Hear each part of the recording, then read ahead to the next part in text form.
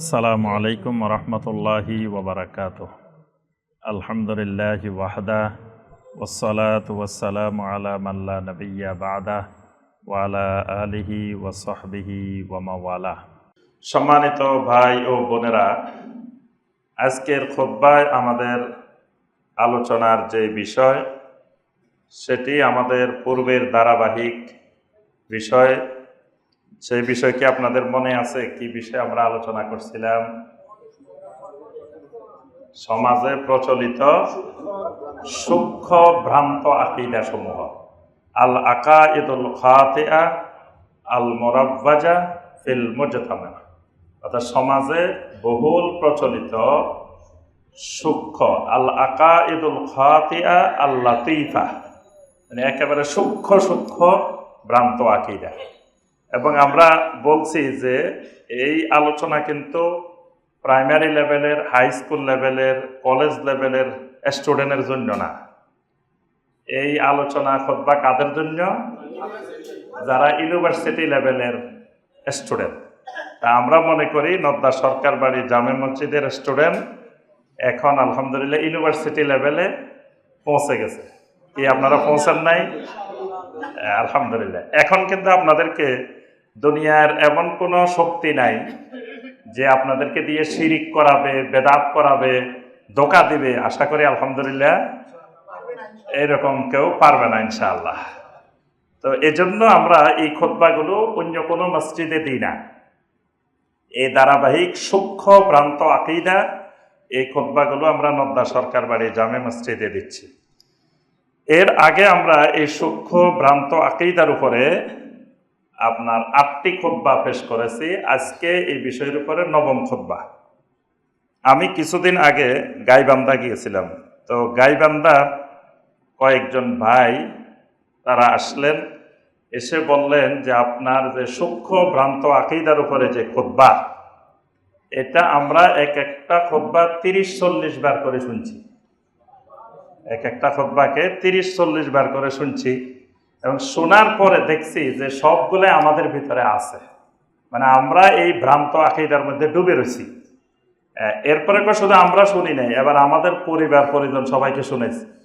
এরপরে আমাদের সমাজের যত লোক আছে, এক ভাই বলছেন যে আমি চা দোকানে বিশাল স্পিকার লাগাই এই ভ্রান্ত আকীদা এগুলো প্রতিদিন চালাইতে থাকি, যাতে আমার দোকানে যত মানুষ আসে চা খাওয়ার জন্য, এই দোকানে কেনাকাটা করার জন্য, সবাই যাতে এগুলা শুনে যায়। কারণ আমি দেখছি আমার সমাজের সবগুলা মানুষ এই ভ্রান্ত আকীদাগুলোর মধ্যে ডুবে আছে। সুতরাং এদেরকে বাঁচানো আমার জন্য দরকার। তাহলে বোঝা যাচ্ছে আলহামদুলিল্লাহ নবী সাল্লাল্লাহু আলাইহি ওয়াসাল্লামের একটি হাদিস। নবী সাল্লাল্লাহু আলাইহি ওয়াসাল্লাম বলছেন, নাদ্দারাল্লাহু ইমরাআন, আল্লাহ রাব্বুল আলামিন ওই মানুষটার চেহারাকে সুশোভিত করে দিক, সৌন্দর্যমণ্ডিত করে দিক, যে মানুষটা সামিআ মিন্না হাদিসান, আমি নবীর কোনো হাদিস শুনছে, শোনার পরে ফাবাল্লাগাহু, সে ওই হাদিসকে সংরক্ষণ করছে, করে অন্যের কাছে আমার হাদিসটা পৌঁছায় দিছে। এজন্য যারা হাদিস শিখে, হাদিসের জ্ঞান অর্জন করে, হাদিসের তাবলীগ করে, তাদের জন্য নবী সাল্লাল্লাহু আলাইহি ওয়াসাল্লাম দোয়া করছেন তাদের চেহারাগুলোকে আল্লাহ দুনিয়াতেও সুশোভিত করে দেবে, আবার কিয়ামতের দিনও উজুহু ইয়াওমাইজিন নাযিরা ইলা রাব্বিহা নাযিরা। কোন সূরা বলেন তো দেখি? ইউনিভার্সিটির স্টুডেন্টরা বলতে পারে কিনা? সূরা আল কিয়ামা। দেখছেন, এইটা অন্য জায়গায় জিজ্ঞেস করলে বলতে পারতো না। তাহলে উজুহু ইয়াওমাইজিন নাযিরা, আল্লাহ পাক বলছেন কিয়ামতের দিন কিছু মানুষের চেহারা হবে নাযিরা। নাযিরা মানে সুশোভিত, সৌন্দর্যমণ্ডিত, হলুদ চেহারা, মানে এমন সুন্দর চেহারা হবে। ওই মানুষগুলো নবী সাল্লাল্লাহু আলাইহি ওয়াসাল্লামের শব্দটাও দেখেন, নাদ্দারাল্লাহু ইমরাআন, ওই নাদেরা আর নবী সাল্লাল্লাহু আলাইহি ওয়াসাল্লাম বলছেন নাদ্দারাল্লাহু ইমরাআন, আল্লাহ ওই মানুষগুলোর চেহারাকে নাদেরা বানাই দিক। কোন মানুষগুলা? যারা আমার হাদিস শুনছে, সংরক্ষণ করছে, এরপরে আরেকজনের কাছে পৌঁছে দিচ্ছে। এরপরে নবী সাল্লাল্লাহু আলাইহি ওয়াসাল্লাম একটি গুরুত্বপূর্ণ কথা বলছেন। নবী সাল্লাল্লাহু আলাইহি ওয়াসাল্লাম বলছেন রব্বা সামিইন আও আলাহু মিন সামি, মানে যার কাছে সে পৌঁছাইছে এমন অনেক মানুষ আছে ওই ব্যক্তিটা আমার হাদিসকে যত না গুরুত্ব দিছে, যার কাছে পৌঁছাইছে সে তার থেকে বেশি গুরুত্ব দিছে। সুবহানাল্লাহ। দেখবেন অনেক সময় আপনি একটা হাদিস শুনছেন, আপনি এটার আমল এত বেশি করেন নাই, কিন্তু আরেকজনকে যখন আপনি বলছেন, সেই লোক আপনার থেকে ওই হাদিসের প্রতি বেশি আমল করে। অনেক দেখছি আমি যে অনেক জায়গায় অনেক আলোচনা করছি, হয়তো দেখা গেছে হাদিস এটা আমিও ভেবে আমল করি না বা আমরাও ভেবে আমল করি না, কিন্তু যে শুনছে সে এটাকে এমন শক্ত করে ধরছে, আলহামদুলিল্লাহ, সে এটাকে একেবারে আমল দায়মি করে ফেলছে। সুবহানাল্লাহ। তো এই জন্য এই যে সূক্ষ্ম ভ্রান্ত আকীদা, এটা আমরা প্রথমেও বলছি যে এটা হয়তো আমরা এখন বুঝতেছি না ওইভাবে, কিন্তু এক সময় যখন আরো সমস্যা ঘনীভূত হবে, মানুষ শিরকের অন্ধকারে ডুবে যাবে, ভ্রান্ত আকীদায় ডুবে যাবে, দাজ্জাল চলে আসবে, তখনও মানুষের এই সূক্ষ্ম ভ্রান্ত আকীদার আলোচনা কাজে লাগবে ইনশাআল্লাহ। এজন্য বিষয়গুলো খুবই গুরুত্বপূর্ণ। তবে এই বিষয়গুলো মোটা মাথায় বুঝে আসবে না, এগুলো বুঝতে হলে সূক্ষ্ম মাথা লাগবে, সূক্ষ্ম বুদ্ধি লাগবে, তাহলেই তার মাথা ইনশাআল্লাহ সহজেই বুঝে আসবে। তবে এটা ঠান্ডাভাবে বুঝতে হবে, গরমভাবে বুঝলেও হবে না। কালকে এক মাহফিলে গেছি, আমার আগে যারা আলোচনা করছেন খুব গরম, তা আমি বলছি যে এতক্ষণ গরম আলোচনা চলছে একের পর এক, এবার শুনবেন ঠান্ডা ওয়াজ, এবার শুনবেন ঠান্ডা নরম ওয়াজ। আর গরম বেশি তাড়াতাড়ি হয়ে গেলে আবার হঠাৎ ঠান্ডা হয়ে যায় দফাসকে, আর ঠান্ডা আস্তে আস্তে আস্তে আস্তে গরম হইলে এটা সহজে আর ঠান্ডা হবে না। আর আমি বললাম যে নরম জামাই যেটা নরম, এটা প্রতিদিন রাগ করে না, যেদিন রাগ করবো বাস, আর এটারে কেউ ঠান্ডা করতে পারবে না। এই জন্য নরম মানুষ আস্তে আস্তে গরম হয়। তো এই জন্য এটা সূক্ষ্ম মাথায়, ঠান্ডা মাথায় এটাকে এই সূক্ষ্ম ভ্রান্ত আকীদাগুলো বুঝতে হবে। এগুলা গরম মাথায়ও বোঝা যাবে না, গরম মাথায় বোঝাও যাবে না, গরম মাথায় আলোচনাও করা যাবে না। কারণ আপনি যদি মানুষের পরিবর্তন চান, তো সূক্ষ্ম ঠান্ডা মাথায় আস্তে আস্তে তার মাথার মধ্যে বিষয়টা, সে যে ভুলটা করতেছে এটা সে বুঝতে হবে, উপলব্ধি করতে হবে। পাগল যদি বুঝে সে পাগল, তো 50% ট্রিটমেন্ট হয়ে গেছে, বাকিটা সে অল্প সময় ইনশাআল্লাহ সুস্থ হয়ে যাবে। কিন্তু পাগলের সমস্যা আছে যে পাগল এটাই তো বুঝে না। এখন একজন মানুষ যদি বুঝে যে আমার ভিতরে যে আকীদা, বিশ্বাস লুকায়িত আছে, এটা ভ্রান্ত, হে আল্লাহ রহমতে অল্প দিনে হেদায়েত পাই যাবে। কিন্তু যে বুঝবে না যে আমার মধ্যে ভ্রান্তি আছে, সে কোনোদিন হেদায়েত পাওয়ার সম্ভাবনা নাই। আল্লাহ পাক আমাদের সবাইকে সূক্ষ্ম ভ্রান্ত আকীদাগুলো বুঝার, জানার, দূরে থাকার তৌফিক দান করুন। আজকে আমরা 21 নম্বর সূক্ষ্ম ভ্রান্ত আকীদা আলোচনা করব। এর আগে 20টা আলোচনা করছি, আজকে হলো 21 নম্বরটা, আল কুবুরিয়্যাহ ওয়া আসারুহা ফি ওয়াকিল উম্মাহ। এই ভ্রান্ত আকীদার উপরে কিন্তু বিশ্বকোষ আছে, বিশ্বকোষ, এটাকে বলে মাওসুআহ। মাওসুআহ আরবিতে বিশ্বকোষের আরবি হলো মাওসুআহ, এনসাইক্লোপিডিয়া। এটার আপনার এই মাওসুআতুল ফারাক এই নামে দেখবেন ওয়েবসাইটে বিশাল কয়েক হাজার পৃষ্ঠার আপনার বিশ্বকোষ আছে। এই বিশ্বকোষের মধ্যে সারা পৃথিবী জুড়ে যত ভ্রান্ত আকীদা আছে সবগুলাকে এই বিশ্বকোষে একত্রিত করা হয়েছে। এবং এখানে ধরেন যত হাজার ভ্রান্ত আকীদা আছে, তন্মধ্যে ম্যাক্সিমাম ভারতীয় উপমহাদেশের। ধরেন প্রতিযোগিতা দিলে আমরা ফার্স্ট হব। যদি সারা বিশ্বের মধ্যে ভ্রান্ত আকীদার প্রতিযোগিতা হয়, তাহলে মোটামুটি আমরা ফার্স্ট হওয়ার সম্ভাবনা বেশি। কারণ এই ভ্রান্ত আকীদাগুলো আরব অঞ্চলে বেশি ঢুকতে পারে নাই, বেশি ঢুকে গেছে আমাদের এইদিকে। কারণ আমরা এদিকে বিভিন্ন মুশরিকদের সাথে বসবাস করি, তারপরে শিয়া দায়ীরা, শিয়া সম্প্রদায়ের দায়ীরা আমাদের এদিকে বেশি কাজ করছে। আর সকল ভ্রান্ত আকীদার মূল হোতা ইসলামের মধ্যে শিয়ারা, তাদের দাপট আমাদের এই অঞ্চলটাতে, ভারতীয় উপমহাদেশে বেশি ছিল। এই জন্য সমস্ত ভ্রান্ত আকীদা, শিরিক, বেদাতগুলো এই অঞ্চলে বেশি বিস্তার লাভ করছে। তো একটা ভ্রান্ত আকীদা হলো আল কুবুরিয়্যাহ, কবর পূজা, কবরের ইবাদত, কবর কেন্দ্রিক শিরিক। এই সূক্ষ্ম ভ্রান্ত আকীদা মুসলিম বিশ্বের কোটি কোটি নারী পুরুষকে ঈমান হারা করছে। শিরিকে নিপতিত করে মুশরিক বানায়, কবরের নিচে নিতেছে। অল্প স্বল্প না, কোটি কোটি কবর কেন্দ্রিক ঈমান হারা হচ্ছে। এই কবর কেন্দ্রিক ভ্রান্ত আকীদা, এটা হলো আমাদের আজকের আলোচনার বিষয়। এখানে কয়েকটা বিষয় আমরা তুলে ধরব। প্রথম কথা, কবরের সাথে আমাদের করণীয় কি? নবী সাল্লাল্লাহু আলাইহি ওয়াসাল্লাম কবরের ব্যাপারে আমাদেরকে কি সতর্কবাণী ব্যক্ত করেছেন। এখন প্রশ্ন হলো, তো নবী সাল্লাল্লাহু আলাইহি ওয়াসাল্লামের কবরের উপরেও তো এরকম ঘর বাড়ি আছে, এটা কোথা থেকে আসলো, এটা কেমনে আসলো, কারা করলো, এটা জায়েজ কিনা? এরপরে হলো সাহাবায়ে কেরাম, তাবেঈনে কেরাম বা পরবর্তী যুগের মুসলিম মিল্লাতের কোন ইমামেরা এইরকম কবর কেন্দ্রিক ঘর বাড়ি স্থাপনা বা শিরকি বেদাতি কার্যক্রম এগুলা ব্যাপারে পরবর্তী ওলামাদের মতামত কি ছিল, তারা কি মনে করতেন এটাকে। এই বিষয়গুলোই আমরা আজকের খুতবায় আলোচনা করার চেষ্টা করব ইনশাআল্লাহ। প্রথমে আমাদেরকে যে বিষয়টি জানতে হবে যে পৃথিবীতে শিরকের উৎপত্তি ঘটছে কবর কেন্দ্রিক।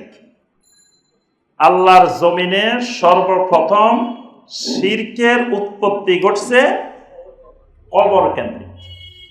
তাও খারাপ মানুষের কবর না, চোর ডাকাত সন্ত্রাসীর কবর না। কার কবর? সালেহীন বান্দাদের কবর। সালেহীন, নেককার, দিনদার, বুজুর্গ, ফরেজগার মানুষের কবর কেন্দ্রিক পৃথিবীতে শিরকের সূচনা আল্লাহর জমিনে। আল্লাহ রাব্বুল আলামিন কোরআনে কারিমে 5 জন সালেহীন বান্দার নাম বলছেন। এই 5 জন সালেহীন বান্দাকে কেন্দ্র করে পৃথিবীর মানুষ সর্বপ্রথম শিরিক শুরু করছে।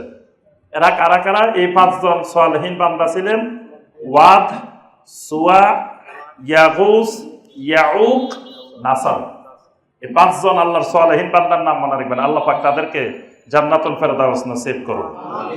আল্লাহর এই বান্দাদের তো দোষ নাই, এরা আল্লাহর সালেহীন বান্দা ছিলেন। এই 5 জন এরা নূহ আলাইহিস সালামের আগের মানুষ, নূহ আলাইহিস সালামেরও আগের মানুষ। খুবই তাকওয়াবান, খুবই মুত্তাকিন, দিনদার মানুষ ছিলেন এই 5 জন। এই 5 জন হলো ওয়াদ, সুয়া, ইয়াগুস, ইয়াউক, নাসার। এই 5 জন মারা যাওয়ার পরে শয়তান তাদেরকে এসে বলল, এই যে তোমাদের এত বড় বড় ওলি, এত বড় বড় বুজুর্গ, এরা মারা গেলেন। এটা নবী সাল্লাল্লাহু আলাইহি ওয়াসাল্লাম সহিহ আল বুখারীর হাদিসে আসছে। নবী সাল্লাল্লাহু আলাইহি ওয়াসাল্লাম বলছেন, এই 5 জন যখন মারা গেছেন তখন শয়তান জনগণের কাছে আসলো, এসে বলল, তোমাদের এই আল্লাহর ওলিরা মারা গেছে, তোমরা এদের প্রতি কোনো কিছুই করতেছ না, এটা কেমন কথা? প্রথমে তোমরা এদের একটা প্রতিকৃতি বানায় রাখো এদেরকে স্মরণ করার জন্য। তখন তারা ঘরে ঘরে প্রতিকৃতি বানাইছে। প্রতিকৃতিগুলো এমনি পড়ে আছে, ঘরের মধ্যে এমনি পালা রেখেছে। কিছুদিন গেছে, এই প্রজন্ম গেছে, পরের প্রজন্মের কাছে শয়তান এসে বলতেছে, এই তোমাদের ঘরে ঘরে যে প্রতিকৃতিগুলো দেখছো, এগুলা কি কাদের তোমরা জানো? এরা জমিনে বিরাট বিরাট আল্লাহর ওলি ছিলেন, এদের অনেক পাওয়ার ছিল, অনেক ক্ষমতা ছিল। আর এইরকম ক্ষমতাশালী লোকদেরকে তোমরা ঘরের মধ্যে এইভাবে পালা রেখছো। এদেরকে একটু সুন্দর করে ফুলের মালা দাও, এদেরকে একটু সুন্দর একটা জায়গা ঠিক করো, একটা রুম ঠিক করো, এখানে সাজাই গুছাই রাখো, সম্মান করো সকাল বিকাল। বাস এই পর্যন্ত সীমাবদ্ধ। মুরব্বীদেরকে সম্মান করে, তাদের আল্লাহর ওলিদেরকে সম্মান করে, অসুবিধা কি? কিছুদিন পরে শয়তান এসে বলল যে এই যে তোমরা সম্মান করতেছো, এদের অনেক পাওয়া, এরা ছেলে মেয়ে না হলে ছেলে মেয়ে দিতে পারে, বিপদ আপদ হলে বিপদ আপদ দূর করতে পারে, তোমাদের যে কোনো সমস্যা তাদের কাছে চাও। বাস তাদের কাছে এবার চাওয়া শুরু করছে, তাদেরকে সেজদা করা শুরু করছে। তাদের কবরগুলাকে এবার বিশাল ইবাদতের জায়গা, মসজিদ বানায় ফেলছে। তাদের কবরগুলাকে মসজিদ বানায় ফেলছে। মসজিদ বানাই, ওই মসজিদে তাদের মূর্তিও স্থাপন করছে, তাদের কবরও আছে। এই শিরিক সমগ্র জমিনে ছড়াই পড়ছে। তাহলে এই শিরিকের সূচনা কবর কেন্দ্রিক, সালেহীন বান্দাদের কবর কেন্দ্রিক। এই জন্য আল্লাহ রাসূল সাল্লাল্লাহু আলাইহি ওয়াসাল্লাম উম্মতকে বারবার কবরের ব্যাপারে সতর্ক করেছেন। নবী সাল্লাল্লাহু আলাইহি ওয়াসাল্লামের কয়েকটি হাদিস শুনি আমরা কবরের ব্যাপারে। নবী সাল্লাল্লাহু আলাইহি ওয়াসাল্লাম কি বলছেন? সুনানে আবু দাউদের হাদিস, 2042 নম্বর হাদিস। হাদিসটা সহিহ। আল্লাহ রাসূল সাল্লাল্লাহু আলাইহি ওয়াসাল্লাম বলছেন, লা তাজআলু বুয়ুতাকুম কুবুরা, তোমাদের ঘরগুলাকে কবর বানাইও না, তোমাদের ঘরগুলাকে কবরে পরিণত করিও না। তো ঘর কেমনে কবর হয়? ঘরের ভিতরে সালাত হয়, কবরের মধ্যে সালাত হয় না, নামাজ হয় না। ঘরের ভিতরে মহিলারা নামাজ পড়বে, শিশুরা নামাজ পড়বে, পুরুষেরা সুন্নত নামাজ নফল নামাজ পড়বে, পুরুষেরা ফরজ নামাজ মসজিদে জামাতে পড়বে, ঘরে সুন্নত নফল পড়বে বেশি বেশি, তাহলে ঘর আর কবর হবে না। আবার আরেকটা পার্থক্য আছে, সেটা হলো ঘরের মধ্যে বেশি বেশি কোরআনে কারিমের তেলাওয়াত হবে, কবরস্থানে কোরআনে কারিমের তেলাওয়াত হবে না। কোরআনের সম্পর্কটা জীবিত মানুষের সাথে, মরা মানুষের সাথে না। মরা মানুষ কোরআন দিয়ে কোনো উপকার পাবে না। মরা মানুষের 100 বার খতম করে শুনাইলেও একটাও আমল করার সুযোগ নেই। জীবিত মানুষের একটা আয়াত শুনাইলে সে এটা দিয়ে জান্নাতি হইতে পারে, জাহান্নাম থেকে বাঁচতে পারে। কিন্তু মরা মানুষের পুরা কোরআন শুনাইলেও কোনো লাভ নাই। এই জন্য নবী সাল্লাল্লাহু আলাইহি ওয়াসাল্লাম, সাহাবায়ে কেরাম মরা মানুষের কোনোদিন কোরআন শোনান নাই। বর্তমানে আমরা মরা মানুষের কোরআন শুনি, জিন্দা মানুষেরা কোরআন ছাড়ে দিছে। জিন্দা মানুষের সাথে কোরআনের কোনো সম্পর্ক নাই, সম্পর্কটা সব মরা মানুষের সাথে। দেখবেন মরে গেছে, ওই লাশের চারিপাশে বসে কোরআন তেলাওয়াত শুরু করে দিচ্ছে, কোরআন খতম শুরু করে দিচ্ছে, বেদাত গুনার কাজ। এরপরে দেখবেন কবরস্থানে কবর দিয়ে ওখানে মাইক লাগাইয়া অনেক জায়গায় কোরআন তেলাওয়াত করে, 3 দিন 7 দিন 10 দিন পর্যন্ত কোরআন তেলাওয়াত করে এখানে কবরে বসে বসে। তো এই মাইয়েটারে যদি 100 বারও শুনান তার লাভটা হবে কি? আর কোরআনে কারিম হলো শারীরিক ইবাদত। শারীরিক ইবাদত একজনেরটা আরেকজনের দেওয়া যায় না। আর্থিক ইবাদত দেওয়া যায়, শারীরিক ইবাদত দেওয়া যায় না। আপনার নামাজ পড়ে আরেকজনের নামাজ দিতে পারবেন না। যদি আপনার রাত্রে শরীর খারাপ লাগতেছে, ভাবিরে বললেন যে শোনো, আমরা দুইজন একটু বদলা বদলি করি, আজকে এশার নামাজটা আমি পড়তে পারবো না, তুমি ডাবল পড়বা, আগে তোমারটা পড়বা তারপরে আমারটা পড়বা। আরেকদিন তোমার শরীর খারাপ লাগলে আমি পড়ে দিব তোমারটা, অসুবিধা নেই। ঠিক এরকম বদলা বদলি করা যাবে? যাবে না। কেন? নামাজ তো পড়ছে, আরেকজনে পড়ছে। এটা শারীরিক ইবাদত। শারীরিক ইবাদত একজনেরটা আরেকজনকে দেওয়া যায় না। আর্থিক ইবাদত দেওয়া যায়। যেমন বাবির উপরে যাকাত ফরজ, স্বর্ণ আছে 10 ভরি, আপনি বললেন যে তুমি দেওয়া দরকার নাই, আমি দিয়ে দিতেছি, আদায় হয়ে যাবে। আর্থিক ইবাদত দেওয়া যাবে, কিন্তু শারীরিক ইবাদত দেওয়ার কোনো সুযোগ নাই। তো কোরআনে কারীম তেলাওয়াত শারীরিক ইবাদত। এটা যদি আপনি 100 খতম করেন, আপনি বাপেরও দিতে পারবেন না, মারেও দিতে পারবেন না, কারোর দিতে পারবেন না, দেওয়ার কোনো সুযোগ নেই। কেমনে দিবেন? কিন্তু আমাদের দেশে দেখবেন রমজান মাসে কোরআন তেলাওয়াত করি, শেষ দিকে আসলে খালি বকশানির জোয়ার। মসজিদে আসে যে কয়, হুজুর আমার 10 খতম, আমার 5 খতম, আমার 1 খতম, বকশাই দেন। বকশাই দিবে। কি বকশাই দিবে? ওই মা বাপ 14 গোষ্ঠী যারা দুনিয়া থেকে গেছে সবার কুরিয়ার সার্ভিসে পাঠাই দিব। ওই যে আম পাঠায় না, আমের সিজন আসলে কুরিয়ার সার্ভিসে, এইরকম মনে হইতেছে যে হুজুরে কুরিয়ার সার্ভিস খুলি বসছে, ইমাম সাহেবের বিশাল কুরিয়ার সার্ভিস, এখানে আমি খালি বুকিং দিলেই কুরিয়ার সার্ভিসে চলে যাচ্ছে। কিন্তু কুরিয়ার সার্ভিসের একটা নীতিমালা আছে। কুরিয়ার সার্ভিসের নীতিমালার বাহিরে দিলে কুরিয়ার সার্ভিসে সেটা টাকা পাঠাইবেন, আপনি খামের মধ্যে দিয়ে টাকা পাঠাই দিচ্ছেন, সিটির মধ্যে, রাস্তা দিয়ে দেখবেন কাটি সুন্দর মতো টাকাটা লই ফেলায়, টাকাটা যাবে না। টাকা পাঠাইবেন, আলাদা নীতিমালা আছে। তা আপনি কুরিয়ারে পাঠাবেন, আপনি এক জগতে, আম্মা আব্বা আরেক জগতে, তাহলে পাঠানোর সময় নীতিমালা মেনে পাঠাইতে হবে, না হয় এটা রাস্তায় পড়ে দেখবো, না অন্য মানুষ খাই ফেলবো, এটার ওই জায়গা পর্যন্ত পৌঁছার সম্ভাবনা নাই। এই জন্য ঘরে কোরআনে কারীমের তেলাওয়াত হবে, সকাল বিকাল সারাদিন কোরআনের তেলাওয়াত হবে, কিন্তু কবরের স্থানে, কবরের জায়গায় কোনো তেলাওয়াত হবে না। এই জন্য নবী সাল্লাল্লাহু আলাইহি ওয়াসাল্লাম, লা তাজালু বুয়ুতাকুম কুবুরা, তোমাদের ঘরগুলোকে কবরে পরিণত করিও না। ওয়ালা তাজালু কবরি ঈদা, আমার কবরকে ঈদ বানাইও না। আমি নবীর কবরকে তোমরা কোনোদিন ঈদ বানাইও না। ঈদ বানাইও না মানে কি?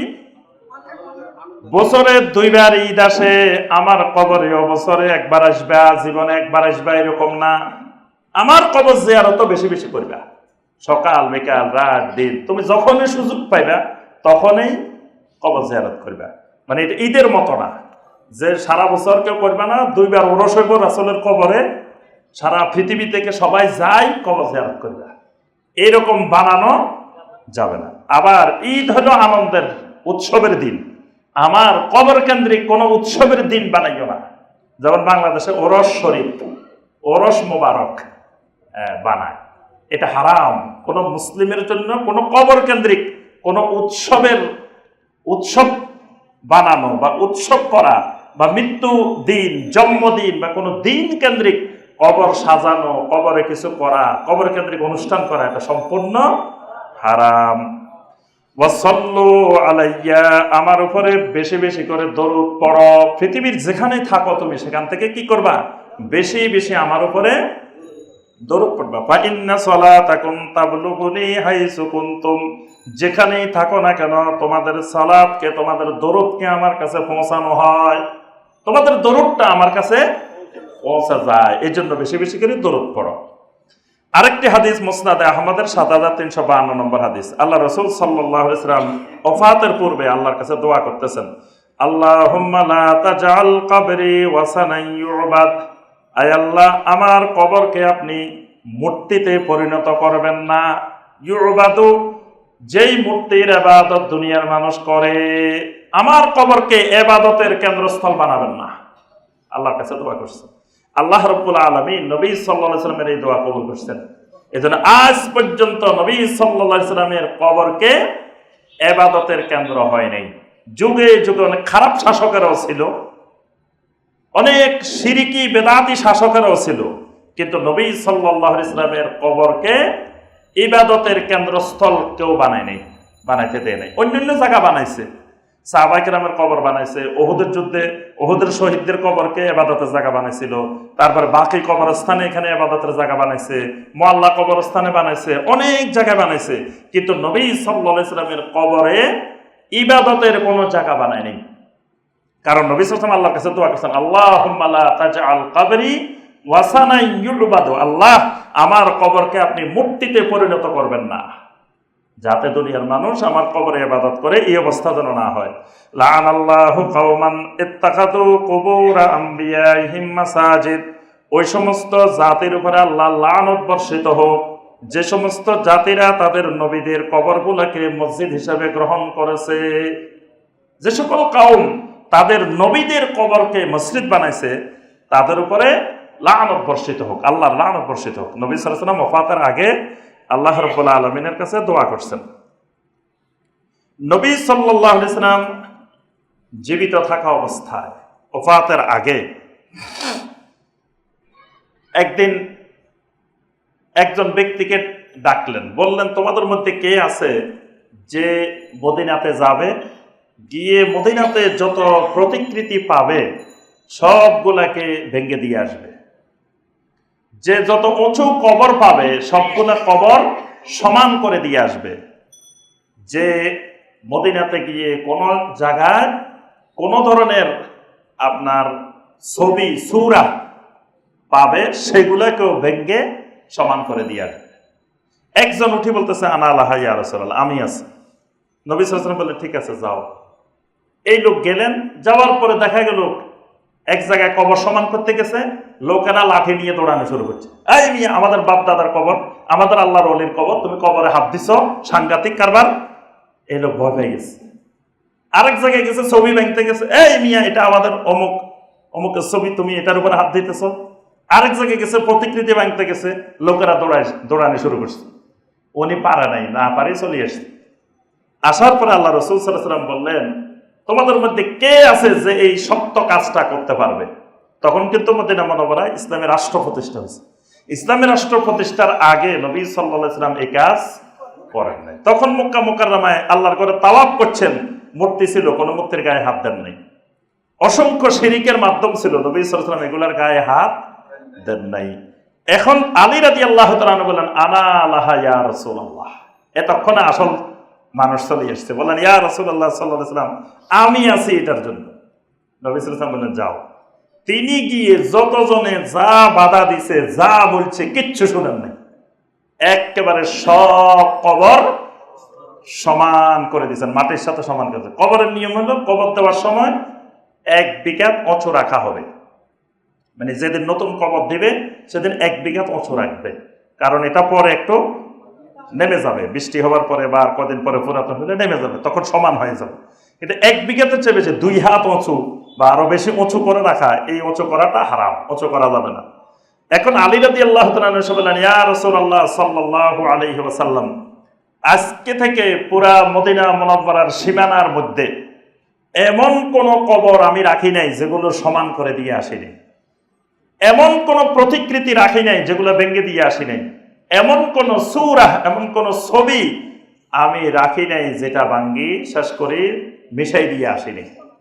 নবী সাল্লাল্লাহু আলাইহি ওয়াসাল্লাম বললেন, মান আদা লিসুনআতি হাযা, কিয়ামতের আগে যদি আমার কোন উম্মত আবার এটাকে পুনর্জাগরণ করে, ফাকাদ কাফারা বিমা উনসিলা আলা মুহাম্মাদিন সাল্লাল্লাহু আলাইহি ওয়াসাল্লাম, তাহলে মুহাম্মদ সাল্লাল্লাহু আলাইহি ওয়াসাল্লামের উপরে যা কিছু নাজিল হয়েছে সে এগুলার প্রতি কুফরি করলো, অর্থাৎ তার ঈমান নাই। আমি নবী সমান করে দিয়ে গেলাম, এরপরে যদি কেউ উঁচু করে তাহলে সে কাফের, সে কুফরি করছে, তার ঈমান নাই। নবী সাল্লাল্লাহু আলাইহি ওয়াসাল্লাম নিজে ফতোয়া লিখে গেছেন, ফতোয়া বলে গেছেন, এটা আর কোনো মুফতি ফতোয়া দেওয়ার জন্য নবী সাল্লাল্লাহু আলাইহি ওয়াসাল্লাম রাখেন নাই। বলছেন ফাকাদ কাফারা, সে কুফরি করছে, সে কাফের হয়ে গেছে। যে আবার ওই প্রতিকৃতি বানাবে, আবার ছবি মূর্তি স্থাপন করবে, আবার সে কবরকে উঁচু করা শুরু করবে।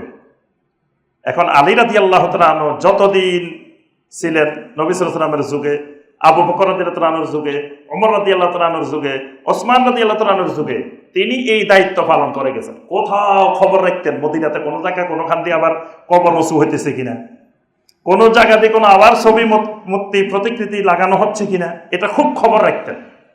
এখন যখন উনি খলিফা হইলেন, চতুর্থ খলিফা হইলেন, এখন তো ওনার অনেক দায়িত্ব, উনি তো আর মদিনা ঘুরি ঘুরি আর খবর রাখবার সুযোগ নেই। এবার উনি সহিহ মুসলিমের হাদিস, এবার উনি ওনার পুলিশ বাহিনীর প্রধান, পুলিশের আইজি, ওনার নাম ছিল আবুল হাইয়াজ আল আসাদি রাদিয়াল্লাহু তাআলা। আবুল হাইয়াজ আল আসাদি, উনি পুলিশ বাহিনীর প্রধান আলী রাদিয়াল্লাহু তাআলা আনহুর যুগে। ওনাকে ডাকছেন, দেখে বলেন, শোনো, আলা আবআসুকা আলা মা বাআসানি আলাইহি রাসূলুল্লাহ সাল্লাল্লাহু আলাইহি ওয়াসাল্লাম, শোনো, আমাকে আমার নবী একটা দায়িত্ব দিয়েছিলেন, ওই দায়িত্বটা আমি এতদিন যথাযথভাবে পালন করেছি, এখন থেকে ওই দায়িত্বটা আমি তোমাকে দিতে চাচ্ছি। এখন থেকে যেহেতু আমি খেলাফতে আছি, আমার চারিদিকে সব দেখা লাগে, তো ওই তিনটা জিনিস দেখবো ঘুরি ঘুরি, ওই সময় তো নাই, এই দায়িত্বটা আমি তোমাকে দিয়ে দিলাম। কিয়ামত পর্যন্ত এই মুসলিম দেশের, মুসলিম সরকারের যারা এরকম স্বরাষ্ট্র বিভাগে থাকবে বা এই প্রশাসনে থাকবে, এই দায়িত্বটা রাসূলুল্লাহ সাল্লাল্লাহু আলাইহি ওয়াসাল্লামের দেওয়া দায়িত্ব, যেটা রাসূল সাল্লাল্লাহু আলাইহি ওয়াসাল্লাম আলীকে দিয়েছেন। আলী তার পুলিশ বাহিনীর প্রধান আবুল হাইয়াজ আল আসাদি রাদিয়াল্লাহু তাআলা আনহুকে দিয়েছেন, দিয়ে বললেন কি কি করবা, আল্লাহ তাদা তামসালান ইল্লা তামাস্তাহ, কোন জায়গায় কোন মূর্তি, কোন প্রতিকৃতি পাইলে সেটাকে ভেঙ্গে সমান করে দিবা, তবে আবার মুশরিকদের ইবাদত গৃহে যাই ভাঙবা না। মানে মুশরিকেরা তো মূর্তির ইবাদত করবে, প্রতিকৃতি থাকবে, এগুলা তাদের মন্দিরের ভিতরে থাকবে, তাদের আপনার প্যাগোডার ভিতরে থাকবে, বা তাদের যা যা আছে ধর্মীয় উপাসনারা সেখানে থাকবে, সেখানে ভিতরে যায় ভাঙ্গা যাবে না। কিন্তু মুসলিম তুমি রাস্তাঘাটে পথে ঘাটে দিয়ে রাখবা, এটা মুসলিম প্রশাসনের উপরে ফরজ, এরকম রাখা যাবে না। ওয়ালা কাবরান মুশরিফান ইল্লা সাওয়াইতা, কোন জায়গায় কোন উঁচু কবর দেখলে, সম্ভ্রান্ত কোন কবর দেখলে, ইল্লা সাওয়াইতা, সেটাকে ভেঙ্গে চড়ে মাটির সাথে মিশাই দিবা, সমান করে দিবা কবরকে। আর ওয়ালা সূরাতান ইল্লা লাত্তাখতাহা, কোন সূরা মানে কোন ছবি, কোন মানে স্মরণীয় কারো এরকম বানায় রেখেছে, সেটাকেও লাত্তাখতাহা মানে সমান করে দিবা, ভেঙ্গে চড়ে সমান করে দিবা, নিচ্ছিন্ন করে দিবা। তাহলে এটা প্রশাসনিক কাজ, এটা ব্যক্তির কাজ না, কিন্তু এর জন্য সাধারণ ব্যক্তিরাই কাজ করা যাবে না।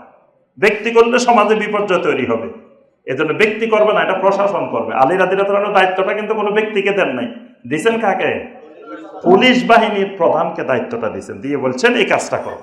তাহলে বোঝা গেল নবী সাল্লাল্লাহু আলাইহি ওয়াসাল্লামের সেই দেওয়া দায়িত্ব সাহাবায়ে কেরাম অতন্দ্র প্রহরী হিসেবে পালন করছেন। তাদের জীবদ্দশায় কোনোদিন আল্লাহর নবীর একজন সাহাবী জীবিত থাকতেও পৃথিবীতে কোন মুসলিমের কবর উঁচু করতে দেন নাই। এমনকি ইমাম শাফি রহমতুল্লাহ আলাইহি বলছেন, আমার জীবদ্দশা পর্যন্ত আমি পৃথিবীতে কোন মুসলিমের কবরের উপরে ঘরবাড়ি বানাইতে আমি দেখিনি। ইমাম শাফি রহমতুল্লাহ আলাইহি বলছেন। ইমাম শাফি রহমতুল্লাহ তো আরো অনেক পরের মানুষ। তাহলে সাহাবাই কেরাম, তাবেইনে কেরাম, তাবেইনে কেরাম যতদিন খায়রুল কুরুন ছিল ততদিন পৃথিবীতে কোথাও কোন মুসলিমের কবরের উপরে, কোন ওলিয়া উলিয়ার কবরের উপরে কিছু নির্মিত হয় নাই। সহিহ মুসলিমের 970 নম্বর হাদিস, নাহা রাসূলুল্লাহ সাল্লাল্লাহু আলাইহি ওয়াসাল্লাম আন ইউজাসসাসাল কবর ওয়া আন ইয়াকউদা আলাই ওয়া আন ইউবনা আলাই। আল্লাহ রাসূল সাল্লাল্লাহু আলাইহি ওয়াসাল্লাম আমাদেরকে তিনটা জিনিস নিষেধ করছেন। একটা হলো আন ইউজাসসাসাল কবর, কবরকে চুনকাম করতে নিষেধ করছেন। কবরকে কি করতে? চুনকাম। চুনকাম মানে কবর পাকা করতে নিষেধ করছেন। কোন কবরকে পাকা করা হারাম। ইট দিয়ে, সিমেন্ট দিয়ে, বালু দিয়ে কবর পাকা করা কি হারাম। সহিহ মুসলিমের 970 নম্বর হাদিস, নবী সাল্লাল্লাহু আলাইহি ওয়াসাল্লাম নিষেধ করেছেন আন ইউজাসসাসাল কবর।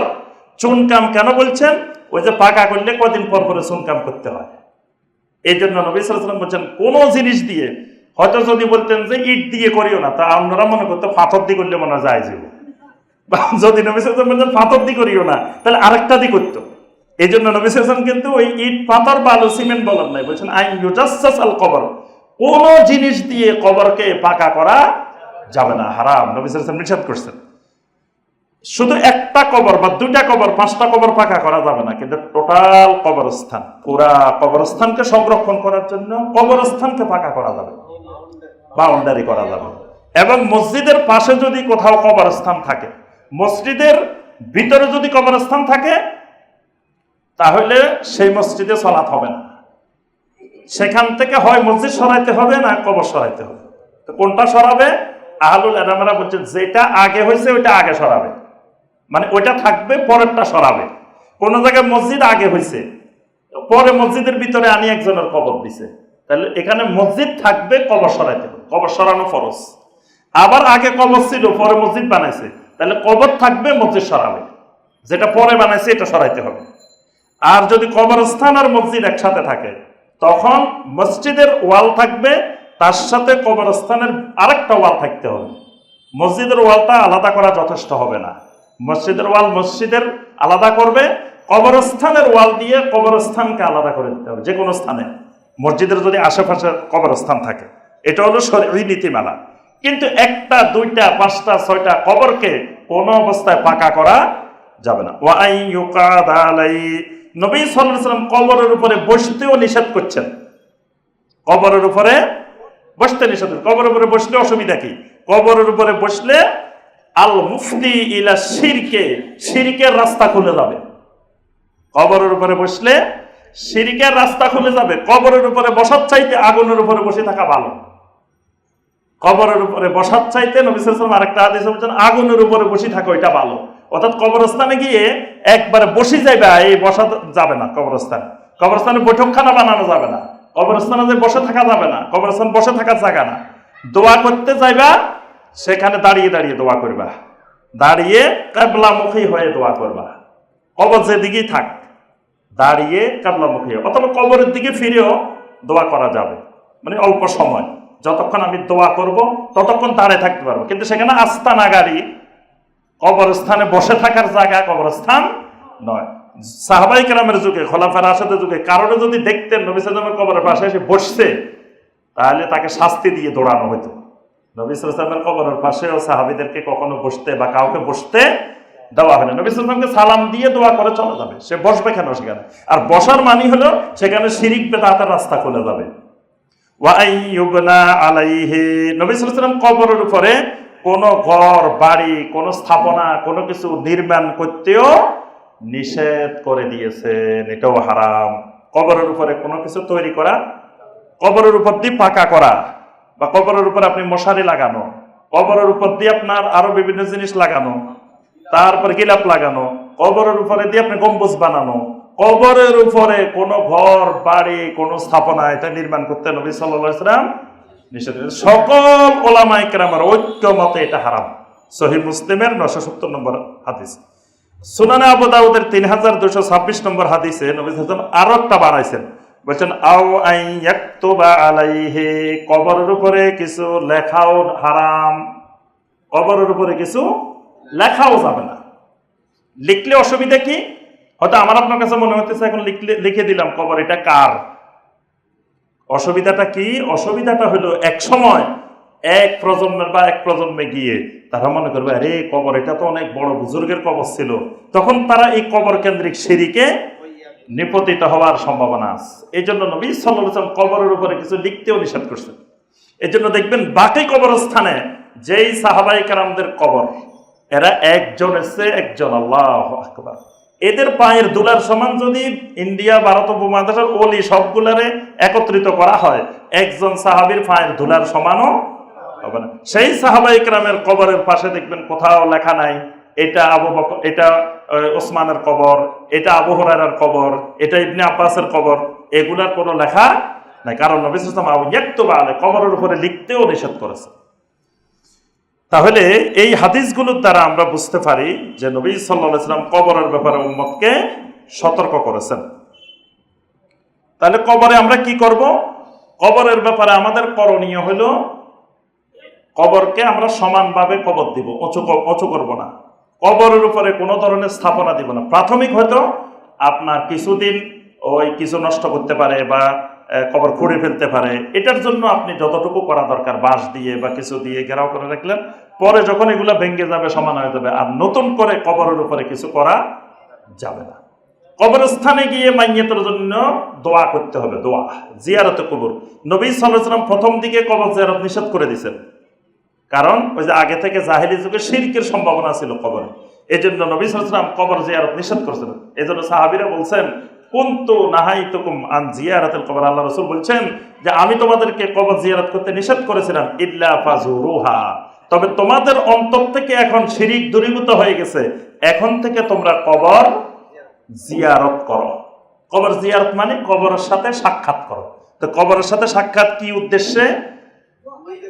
মাইয়াতের জন্য দোয়া, মাইয়াত থেকে কিছু পাওয়ার জন্য না, বা মাইয়াত থেকে কোনো দোয়া পাওয়ার জন্য না। যিনি মারা গেছেন ওই মাইয়াতের পক্ষে আমার জন্য দোয়া করা, আমাকে কিছু দেওয়া, আমাকে কিছু করবে, এই আশায় কবর জিয়ারত হারাম, কবর জিয়ারত শিরক। যদি আমি কবরস্থানে গেলাম এই উদ্দেশ্যে যে ওখানে যে কিছু সামো, উনি বড় আল্লাহর ওলি সইয়া আছে, উনি কিছু করব, বা ওনার উসিলে আল্লাহ গুনাহ মাফ করে দিব, বা ওনার কাছে জিয়ারত করলে অনেক বিশাল বিশাল ফজিলত পাওয়া যাবে, এই আশায় যদি কেউ কবর জিয়ারত করে, সেই কবর জিয়ারত হবে শিরকি কবর জিয়ারত। কবর জিয়ারত হবে মাইয়াতের জন্য দোয়া। মাইয়াত যত বড় মাইয়াত হোক, যত বড় আল্লাহর ওলি হোক, এমনকি নবী সাল্লাল্লাহু আলাইহি ওয়াসাল্লামের কবরে, নবী সাল্লাল্লাহু আলাইহি ওয়াসাল্লামের কি গুনাহ আছে না? নবী সাল্লাল্লাহু আলাইহি ওয়াসাল্লামের আগে পরের সমস্ত গুনাহ আল্লাহ রাব্বুল আলামিন ক্ষমা করে দিয়েছেন, মাসুম, নিষ্পাপ। তারপরেও নবী সাল্লাল্লাহু আলাইহি ওয়াসাল্লামের কবরে গিয়ে নবী সাল্লাল্লাহু আলাইহি ওয়াসাল্লামের জন্য দোয়া করা, নবী সাল্লাল্লাহু আলাইহি ওয়াসাল্লামের জন্য কি দোয়া করা। নবী সাল্লাল্লাহু আলাইহি ওয়াসাল্লাম থেকে কিছু চাওয়ার জন্য যদি কেউ কবর, নবী সাল্লাল্লাহু আলাইহি ওয়াসাল্লামের কবরে যায়, তখনও সেটা শিরকি কবর জিয়ারত। এই জন্য যে কোনো কবরের কাছে মাইয়াতের দোয়ার উদ্দেশ্যে, তাও মাইয়াতের এই দোয়ার উদ্দেশ্যে, আমি সারা দুনিয়ার মাইয়াত যা আছে সবাইকে এখান থেকে দোয়া করলে সবার কাছে দোয়া চলে যাবে। তবে আব্বা আম্মা মুরব্বী যারা বাড়ির আশেপাশে আছে বা কবরস্থানগুলোতে আছে, তাদেরকে মাঝে মাঝে আবার আনুষ্ঠানিক ওই ঈদের দিন, ওই জুমার দিন, অনেকে নির্দিষ্ট করে নেয় প্রতি শুক্রবারে যাইব, কেউ কেউ নির্দিষ্ট করে নেয় ঈদের দিন যাইব। ঈদের দিন আগেও যায় না, ঈদের নামাজের আগেও যায় না, ঈদের নামাজ পরে দল বেঁধে সব কবরস্থানে যায়, এটাও হারাম।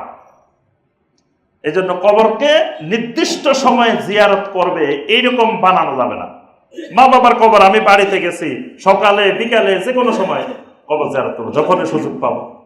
কিন্তু দূরে কোথাও ফজিলতের উদ্দেশ্যে যে অমুক জায়গার কবরটা জিয়ারত করলে অনেক সওয়াব হইব, এজন্য এখান থেকে ব্যাগ গুছাই তারপরে আপনার সফরের নিয়তে বের হওয়া, এটাও উম্মতের জন্য হারাম। নবী সাল্লাল্লাহু আলাইহি ওয়াসাল্লাম বলেছেন 3 মসজিদের ফজিলতের উদ্দেশ্যে তোমরা গাট্টি গোটা বেঁধে রওনা দিবা, এটা তোমাদের জন্য ফজিলতের কাজ। মসজিদে হারাম, মসজিদে নববী, মসজিদে আকসা, এর বাহিরে অন্য কোনো মসজিদের উদ্দেশ্যে এরকম বরকতের উদ্দেশ্যে সফর করা যাবে না, বা অন্য কোনো কবর তো করাই যাবে না। কোনো কবর জিয়ারত করলে বেশি ফজিলত হবে, এই উদ্দেশ্যে এখান থেকে সফর করা। নবী সাল্লাল্লাহু আলাইহি ওয়াসাল্লাম কোনো হাদিসে নবী সাল্লাল্লাহু আলাইহি ওয়াসাল্লামের কবর জিয়ারতের উদ্দেশ্যে সফর করতে বলেন নাই, কোনো ফজিলত বর্ণনা করেন নাই। বরং মদিনা যদি কেউ যায়, মদিনা যাওয়ার মূল উদ্দেশ্য হবে মসজিদে নববীর বরকত হাসিলের উদ্দেশ্যে, মসজিদে নববী জিয়ারতের উদ্দেশ্যে। কারণ মসজিদের নববীতে সালাত আদায় করলে এই সরকার বাড়ি মসজিদের 1000-এর চেয়ে 1000 রাকাতের চেয়ে উত্তম, ওখানে 1 রাকাত 1000 রাকাতের চেয়ে উত্তম। 50,000 না, 50,000-এর রাওয়ায়াত সহিহ না, অনেকে 50,000 বলে, কিন্তু 1000 নবী সাল্লাল্লাহু আলাইহি ওয়াসাল্লাম বলেছেন আলফে সালাহ, 1000। এবং এই হাদিসটা দেখবেন মসজিদে নববীতে লেখা আছে। তো 1000 রাকাতের বেশি ফজিলত মসজিদে নববীতে। এই জন্য আপনি বাংলাদেশ থেকে সফর করবেন মসজিদের নববী জিয়ারতের উদ্দেশ্যে। তবে মসজিদে নববীতে গেলে এই মসজিদে নববীর পাশেই নবী সাল্লাল্লাহু আলাইহি ওয়াসাল্লামের কবর, তাহলে আপনাকে আমাকে ওই কবর জিয়ারত করাটা সুন্নাহ। কিন্তু প্রথমে গিয়েই আপনি কবরস্থানে দৌড় দিলে সেটা হারাম হবে। প্রথমে গিয়ে কবরস্থানে যাওয়া যাবে না, প্রথম গিয়ে মসজিদে নববীতে ঢুকবেন। কারণ আপনি গেছেন মূল টার্গেট মসজিদে নববী, মসজিদে নববীতে গিয়ে 2 রাকাত সালাত আদায় করবেন কমপক্ষে, তারপরে নবী সাল্লাল্লাহু আলাইহি ওয়াসাল্লামের কবর জিয়ারত করতে যাবেন। তাহলে এখন কথা হলো, আমরা যখন কবর জিয়ারত করতে যাই, দেখা যায় কবর জিয়ারতের দোয়া জানে না। দেখবেন বাংলাদেশে 1000-এ 1জন মানুষ খুঁজে পাইবেন যে কবর জিয়ারতের দোয়া জানে, জিজ্ঞেস করলে বলতে পারেন। অথচ নবী সাল্লাল্লাহু আলাইহি ওয়াসাল্লাম উম্মতকে কবর জিয়ারতের দোয়া শিখাইছেন। আসসালামু আলাইকুম দারা কওমিন মুমিনিন ওয়া ইন্না ইনশাআল্লাহু বিকুম লাহিকুন ইয়ারহামুল্লাহুল মুস্তাকদিমিনা মিন্না ওয়া মিনকুম ওয়াল মুস্তাখিরিন নাসআলুল্লাহা লানা ওয়া লাকুমুল আফিয়া আল্লাহুম্মা লা তাহরিমনা আজরাহুম ওয়া লা তাফতিননা বা'দাহুম। আরো অনেকগুলো দোয়া আছে। জানাজার মধ্যে আমরা যেটা পড়ি আল্লাহুম্মা গফির লাহু আরহামহু ওয়া আফিহি ওয়াফু আনহু, এটা মাইয়িতের কবরস্থানে গিয়ে দোয়া করা যাবে। এরকম আরো দোয়া আছে, এই দোয়াগুলো কবরস্থানে গিয়ে মাইয়িতের জন্য করতে হবে। কিন্তু দেখা যায় আমাদের দেশের মানুষ এই দোয়া জানে না। ওখানে যাইয়ে মাত্র 3 বার সূরা ফাতিহা, 10 বার সূরা ইখলাস, 11 বার দরুদ শরীফ, এটাকে মনে করে কবর জিয়ারত। অথচ কবরস্থান আগেই বলছি কোরআন তেলাওয়াতের জায়গা কবরস্থান না, অথচ কবরস্থানকে কোরআন তেলাওয়াতের জায়গা বানাইছে। এরপরে কবর জিয়ারত করতে গেছে, নিজে কিচ্ছু পড়ে না, চুপ করে দাঁড়াইছে। একজন ভাড়া করে নিয়ে গেছে, ইমাম সাহেবের ভাড়া করে নিয়ে যায়, ভাড়া করে ইমাম সাহেবের পড়বো, মানে আমার বাপের জন্য ইমাম সাহেবে পড়বো, আমার বাপের জন্য ইমাম সাহেবে দোয়া করবো। তো ইমাম সাহেবে পড়তেছে রব্বির হামহুমা কামা রব্বায়ানি সগীরা, আয় আল্লাহ আমার মা বাবা আমাকে যেভাবে ছোটবেলায় শৈশবে লালন পালন করছে, আমার আব্বা আম্মারে আপনি সেইভাবে রহম করেন। আর ওই বলদ কয় আমিন। বলদ বুঝতেছে না যে বলদের বাপের জন্য দোয়া করে নাই, দোয়া করছে কার জন্য? ইমাম সাহেবের আব্বা আম্মার জন্য। ইমাম সাহেবের আব্বা আম্মার জন্য ভাড়া করে নিয়ে গেছে, কিন্তু সে না বুঝার কারণে, জাহালতের কারণে সে ইমাম সাহেবের আব্বা আম্মার জন্য দোয়া হইতেছে আর সে আমিন আমিন করতেছে। এজন্য ভাড়া করে কবর জিয়ারত করানো ইসলামে না, এটা বেদাত। ভাড়া করে কবর জিয়ারত করানো কি বেদাত, এটা ফরজ ইবাদত না। ফরজ ইবাদতের জন্য আপনি নির্দিষ্ট করে বেতন ঠিক করে নিয়োগ করা এটা শরীয়তে জায়েজ, কিন্তু কবর জিয়ারত এটা সুন্নত ইবাদত, এটার জন্য আপনি ভাড়া করে লই যাবেন, এটা জায়েজ না। এই জন্য নিজের আব্বা আম্মার জন্য নিজে দোয়া করতে হবে। আরবি না পারলে বাংলায় করেন, যেমনে পারেন তেমনি করেন, কিন্তু আমি আপনি আমার আব্বা আম্মার জন্য যেভাবে দোয়া করবো, ইমাম সাহেব কেন এরকম করবে? আর দেখা যায় যে মায়ের সে খালার দরদ বাড়ি যায়, ইমাম সাহেব আমার আব্বা আম্মার জন্য কাঁদতে কাঁদতে শেষ।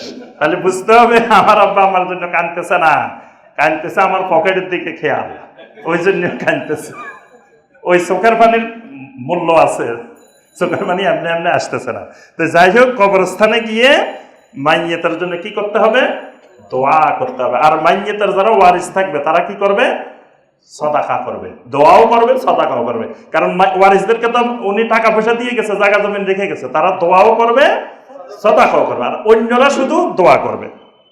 আচ্ছা, এবার আসেন, তাহলে এতক্ষণ যা বললাম, তো নবী সাল্লাল্লাহু আলাইহি ওয়াসাল্লামের কবরের উপরে কেন ঘর বানানো, গম্বুজ বানানো, এত কিছু বানানো? তাহলে নবী সাল্লাল্লাহু আলাইহি ওয়াসাল্লামের কবরে যদি জায়েজ হয়, তো বাংলাদেশে জায়েজ হবে না কেন? সরকার বাড়িতে জায়েজ হবে না কেন? এই এলাকায় অসুবিধা কি? শাইখুল ইসলাম ইমাম ইবনে তাইমিয়া রাহিমাহুল্লাহ বলেন, ওয়ালাম ইয়াকুন আলা আহাদিস সাহাবা ওয়াত তাবিঈন ওয়া তাবিঈহিম মিন যালিকা শাইউন ফি বালাদিল ইসলাম। তিনি বলেন সাহাবাই কেরামের যুগ, তাবেইনে কেরামের যুগ, তাবেইনে কেরামের যুগ, শুধু নবী সাল্লাল্লাহু আলাইহি ওয়াসাল্লামের কবর না, সারা পৃথিবীর মুসলিম দেশের মধ্যে কোন জায়গায় কবরের উপরে কোনো স্থাপনা নির্মিত হয় নাই। নবী সাল্লাল্লাহু আলাইহি ওয়াসাল্লামের কবরও এটা খোলা ছিল, নবী সাল্লাল্লাহু আলাইহি ওয়াসাল্লামের কবরের উপরেও কিছু ছিল না। এটা শুরু হয়েছে খেলাফতে বনি আব্বাস, আব্বাসী খেলাফতের শেষ দিকে এসে যখন তাফাররাকাতিল উম্মাহ ফাসাদ ফীহিম কালেমাতু আহলিল বেদা, যখন উম্মার বিভক্তি বেড়ে গেছে, আহলুল বেদাতের আধিপত্য বেড়ে গেছে, তখন গিয়ে মুক্তাদিরের সাম্রাজ্যের শেষ দিকে এসে সর্বপ্রথম মাগরিবের মধ্যে, মাগরিব মানে কোন দেশ? মরক্কো, মরক্কো আছে না, এই মরক্কোতে সর্বপ্রথম কবরের উপরে স্থাপনা নির্মাণ শুরু হয়েছে। এটা কবে শুরু হয়েছে? এটার আরো বিস্তারিত ইতিহাস আছে। আপনার খলিফা মানসুরের যুগে, খলিফা মানসুরের যুগে আপনার একজন শাসক ছিল, মিশরের একজন গভর্নর ছিল, তার নাম ছিল কালাভুন, তার নাম ছিল কালাভুন। এই লোকটা 7ম শতাব্দীতে অর্থাৎ 678 হিজরিতে, 678 হিজরির আগ পর্যন্ত নবী সাল্লাল্লাহু আলাইহি ওয়াসাল্লামের কবরের উপরে কোনো স্থাপনা ছিল না, কিছুই ছিল না। নবী সাল্লাল্লাহু আলাইহি ওয়াসাল্লামের কবর খোলা ছিল, শুধু চতুর্পাশে মসজিদ থেকে বিচ্ছিন্ন করা হয়েছে। নবী সাল্লাল্লাহু আলাইহি ওয়াসাল্লামের কবরকে মসজিদে ঢুকানো হয় নাই, মসজিদে নববীতে ঢুকানো হয়নি, যেহেতু নবী সাল্লাল্লাহু আলাইহি ওয়াসাল্লাম বারবার বলছেন কবর যেন মসজিদ না হয়। এই জন্য নবী সাল্লাল্লাহু আলাইহি ওয়াসাল্লামের কবর আর মসজিদে বিশাল একটা প্রাচীর দেওয়া ছিল। এটা একবারে সাহাবায়ে কেরামের যুগ থেকে আম্মা জান আয়েশার ঘরের মধ্যে নবী সাল্লাল্লাহু আলাইহি ওয়াসাল্লামের কবরকে অন্তর্ভুক্ত করা হয়েছে। এটা ঘর হিসাবে রাখা হয়েছে, এটা মসজিদে ঢুকানো হয় নাই, যেহেতু নবী সাল্লাল্লাহু আলাইহি ওয়াসাল্লামের কড়া নিষেধাজ্ঞা। তবে ঘর এবং মসজিদকে আলাদা করা হয়েছে, মাঝখানে আপনার মোটা দেওয়াল দেওয়া হয়েছে। কিন্তু নবী সাল্লাল্লাহু আলাইহি ওয়াসাল্লামের কবরের উপরে কোনো ঘর বাড়ি স্থাপনা গম্বুজ 678 হিজরি পর্যন্ত ছিল না। 678 হিজরিতে এসে এই সুলতান কালাবুন তিনি সর্বপ্রথম আপনার নবী সাল্লাল্লাহু আলাইহি ওয়াসাল্লামের কবরের উপরে এই স্থাপনা বানানো শুরু করছে। তখন কিন্তু মদিনার ওলামারা বাধা দিছে, কঠিন বাধা দিছিলেন এই 678 হিজরিতে। কিন্তু এই শাসক এত খারাপ ছিল এবং শিরকি বেদাতি শাসক ছিল, সে ওলামায়ে কেরামদের, ওলামায়ে মদিনার বাধা শুনে নাই। না শুনে নবী সাল্লাল্লাহু আলাইহি ওয়াসাল্লামের কবরের উপরে আপনার একটা গম্বুজ বানাইছে। তারপরে গম্বুজটা সে বানাইছিল প্রথমে আলাদা রঙের, একটা রঙের বানাইছে। কদিন পরে আবার আরেকজন শাসক, তার ছেলে নাসির বিন মুহাম্মদ, সে এসে 765 হিজরিতে এটাকে আবার সাদা রং বানাইছে। সাদা রঙের পরে আপনার 1253 হিজরিতে এসে সুলতান আব্দুল হামিদ, ওসমানীর যুগের সুলতান আব্দুল হামিদ এটাকে সবুজ বানাইছে। এখন যে আমরা সবুজ কালার দেখি, এটা 1253 হিজরিতে ওসমানী শাসক আব্দুল হামিদ এটাকে আপনার সবুজ গম্বুজ বানাইছে। অর্থাৎ সাহাবায়ে কেরামের যুগ, তাবেইনদের যুগ, তাবেইনদের যুগ, আইম্মাদের যুগ, ইমাম আবু হানিফা, ইমাম শাফি, মালিক, উনাদের যুগ, সব যুগ চলে গেছে 678 হিজরি পর্যন্ত। নবী সাল্লাল্লাহু আলাইহি ওয়াসাল্লামের কবরের উপরে কিছু ছিল না। 678-এর পরে এসে শাসকগুলো বানানো শুরু করছে এবং তারা ওলামায়ে কেরামদের বাধা বিপত্তি শুনে নাই। এই লোকগুলো যে কাজ করছে হারাম কাজ করছে এবং কিয়ামত পর্যন্ত এই গুনাহের অংশ এদের কবরে যেতে থাকবে। অর্থাৎ নবী সাল্লাল্লাহু আলাইহি ওয়াসাল্লামের কবরের উপরেও গম্বুজ দেওয়া, এই স্থাপনা দেওয়া, এটা হারাম। এটা নবী সাল্লাল্লাহু আলাইহি ওয়াসাল্লামের কবরের জন্য বৈধ না, নবী সাল্লাল্লাহু আলাইহি ওয়াসাল্লাম নিজেই নিষেধ করছেন। কিন্তু এরা সেই নিষেধাজ্ঞা না মেনে অতি আবেগে নবী সাল্লাল্লাহু আলাইহি ওয়াসাল্লামের কবরের উপরে গম্বুজ বানাইছে, নবী সাল্লাল্লাহু আলাইহি ওয়াসাল্লামের কবরকে স্থাপনা বানাইছে। আম্মা জান আয়েশা বলতেছেন, নবী সাল্লাল্লাহু আলাইহি ওয়াসাল্লাম মৃত্যুর পূর্ব মুহূর্তে সর্বশেষ যে কথাটা আমাদেরকে বলছেন, লাআনাল্লাহুল ইয়াহুদ ওয়ান নাসারা ইত্তাখাযু কুবুর আমবিয়াইহিম মাসাজিদ, ইহুদি নাসারাদের উপরে লানত বর্ষিত হোক, তারা তাদের নবীদের কবরকে মসজিদ বানাইছে। আম্মা জান আয়েশা বলতেছেন, ফালাউলা যালিকা লা উফরিজা কবরুহু গায়রা আন্নাহু খাশিয়া আন ইত্তাখাযা মসজিদান, যদি এই আশঙ্কা নবী সাল্লাল্লাহু আলাইহি ওয়াসাল্লামের নিষেধাজ্ঞা না থাকতো তাহলে সাহাবায়ে কেরাম নবী সাল্লাল্লাহু আলাইহি ওয়াসাল্লামকে মসজিদেই কবর দিতেন। কিন্তু নবী সাল্লাল্লাহু আলাইহি ওয়াসাল্লামের এই কঠোর নিষেধাজ্ঞার কারণে সাহাবায়ে কেরাম সিদ্ধান্ত নিয়েছেন, আমার ঘরে যেখানে নবী সাল্লাল্লাহু আলাইহি ওয়াসাল্লাম ওফাত হয়েছে সেখানেই কবর থাকবে। মানে নবী সাল্লাল্লাহু আলাইহি ওয়াসাল্লামের কবরকে যাতে কোনোদিন কেউ মসজিদে ঢুকাইতে না পারে, কারণ মসজিদে ঢুকাইলে তখন এটা শিরকের আরো বড় মাধ্যমে রূপান্তরিত হতো। এই জন্য আপনার এটা হলো পরবর্তী যুগের কিছু লোকেরা বানাইছে। আর বিশেষ করে ইমাম শাফি রহমতুল্লাহ বলেছেন ওয়ালাম আরা কুবুর আল মুহাজিরিন ওয়াল আনসার মুজাসসাসা।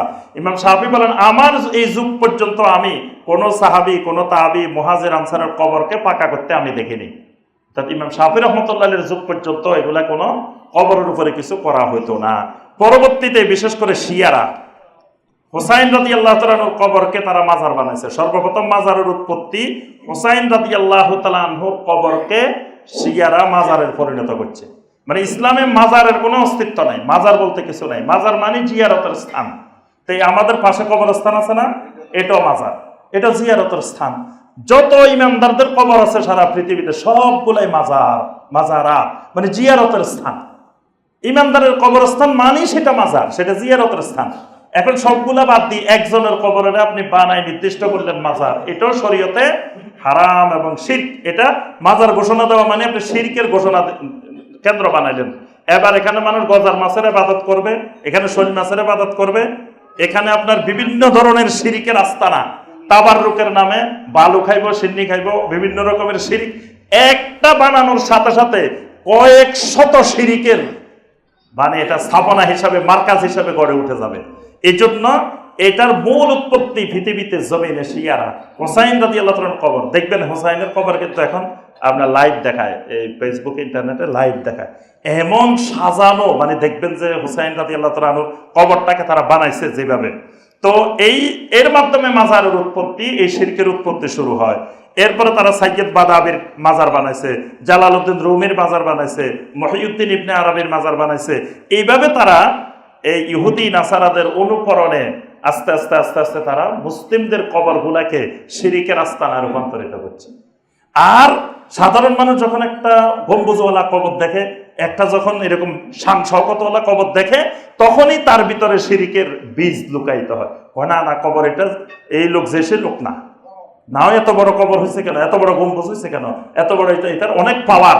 আস্তে আস্তে শিরিকের মানে তার মধ্যে বীজ ঢুকে, তখন মানুষ আস্তে আস্তে শিরকের দিকে ধাবিত হয়। এই জন্য আল্লাহ রাসূল সাল্লাল্লাহু আলাইহি ওয়াসাল্লাম কবর কেন্দ্রিক এই জাতীয় কাজগুলোকে উম্মতের জন্য হারাম করে গেছেন। এগুলা শিরিকের রাস্তা খুলে দেয়, শিরিকের দরজা খুলে দেয়। এই জন্য সম্মানিত ভাই বোনেরা, এই সূক্ষ্ম আকীদার মধ্যে, এই ভ্রান্ত আকীদার মধ্যে আমরা কোটি কোটি মানুষ ইমান হারা, কোটি কোটি মানুষ ইমান হারা হয়ে কবরে গেছে। বর্তমানে কোটি কোটি মানুষ ইমান হারা এই কবরের বেড়াজালে পড়ে। সালেহিনদের কবর, দিনদার মানুষের কবর। এই জন্য দেখেন যে ওই যে ওয়াইস আল কারনি রাহিমাহুল্লাহ, তার কবর কোথায় কেউ খুঁজে পায় না, এবং তিনি জীবিত অবস্থায় মানুষদের থেকে লুকাই লুকাই থাকতেন, যাতে মানুষ তাকে কেন্দ্র করে কোনো শিরিকে রূপান্তর করতে না পারে। আল্লাহ রাব্বুল আলামিন আমাদের সবাইকে এই ভ্রান্ত আকীদাকে উপলব্ধি করার, বোঝার আল্লাহ পাক আমাদেরকে তৌফিক দান করুন।